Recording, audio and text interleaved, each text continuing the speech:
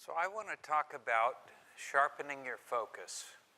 How many people right now would say they have a laser mind? You're only thinking about one thing. How many people are even thinking to me about what I'm saying right now? A couple. Okay, we've got 4 or 5 people.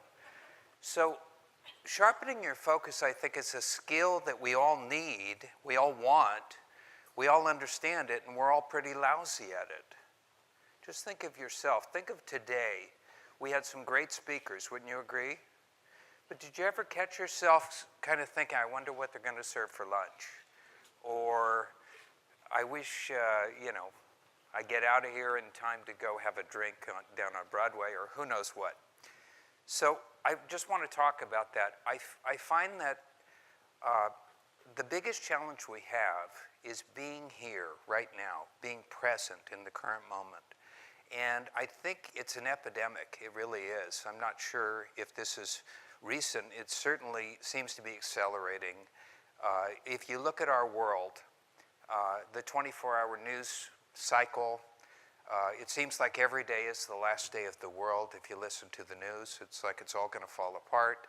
We've got the global threats. We've got the domestic threats. There's just so much going on. How many people are slaves to their cell phone? So if you leave your house and you say, oh my goodness, I forgot my cell phone, what do? You turn around. You turn around. There was a time, believe it or not, that people didn't even have cell phones. True? You know, unless you were a doctor or a drug dealer, you didn't have a cell phone. Those were the 2 people that could have one. And now we just need it, and we're desperate, and we got to look at it and check our email even before we go to bed, and we're just so plugged in, or we're TV addicts, or it's not healthy, it's not good. So what does this have to do with lean? Well, I think it has a lot to do with lean. So I wrote a book on lean and how to apply lean to IT, and all of a sudden I had all kinds of people coming up to me and saying, help me understand lean, explain lean. I love the book, tell me all about it. And they started to treat me like I really understood lean. And I started to believe it. I said, I guess I really am like kind of a lean guy. I guess I really know this stuff. And then I realized I wasn't a lean guy at all. I understood lean. I could play it back to you very clearly. I could explain the concepts, but I wasn't living it. I wasn't really doing it. And it was kind of a slap in the face for me when I realized that there's a big difference between doing something and being something.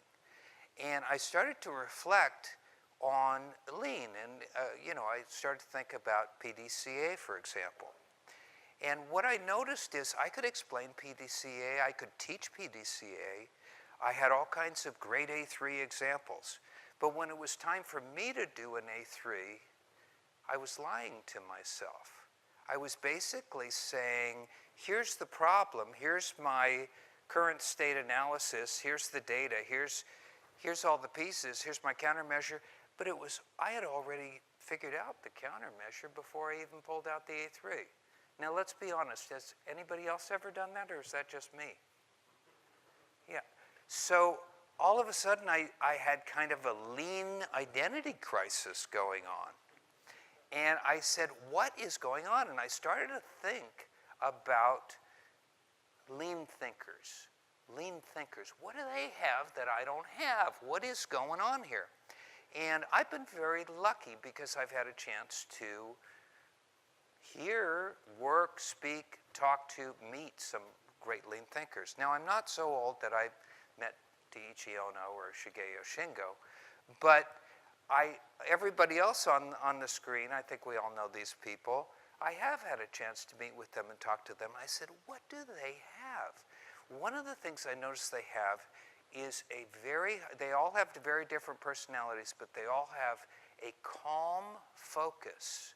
They have like a laser focus. Not everybody is as calm as everyone else, but I think they all have this degree of presence.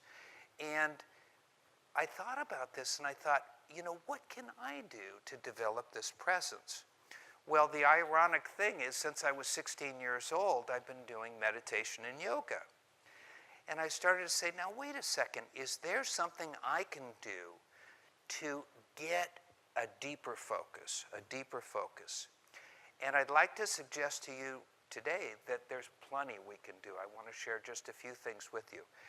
So if you would be so kind, we're going to try an experiment. Would that be okay? What we want to do is develop, look at this beautiful bird in the picture. Now, is that bird stressed out? No, I don't think it's stressed out. But is that bird focused? Looks like it's very focused. Is that bird thinking about one thing or multiple things? Probably, most likely, one thing. So what if we could be more focused? What if we could be more calm, more relaxed, more in the present moment? Would that help our lean thinking?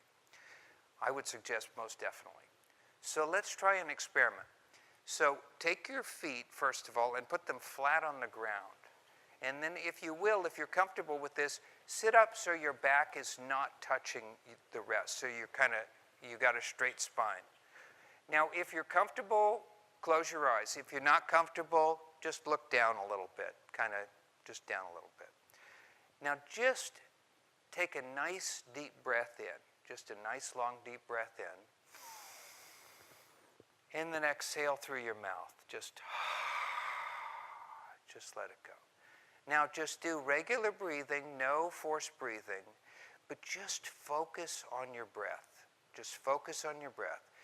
See if you can only think about your breath.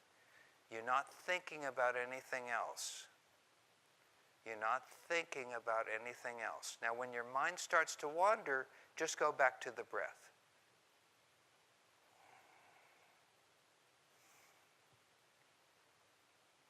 See if you can watch your breath. So all you're doing is just watching your breath.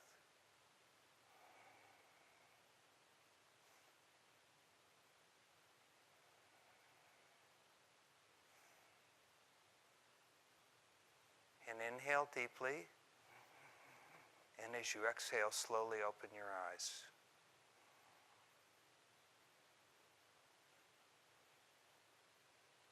Does it feel different in here?